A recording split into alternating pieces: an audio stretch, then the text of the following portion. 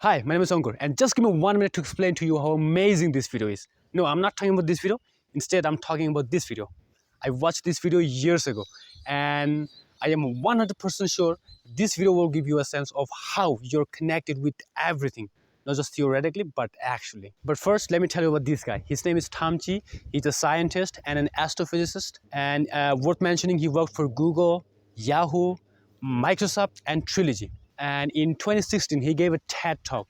And in the lecture, he beautifully shows us how everything is connected. Like, we hear the phrase all the time, right? That everything is connected, but we don't know how everything is connected. This is so theoretical. Maybe part of the reason is we never make an effort to think about this. If we do, we can see that we're deeply connected to trees. Like, we can't live without them, right?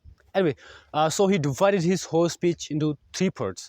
Number 1 is the story of the heart.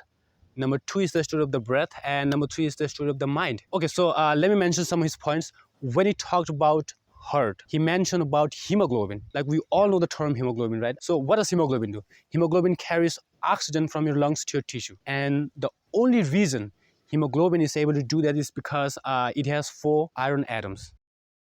And the story gets interesting here.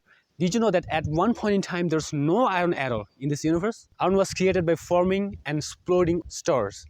And this birth and death of a star is called supernova. And this is the only process by which iron is created in this universe. How cool is that?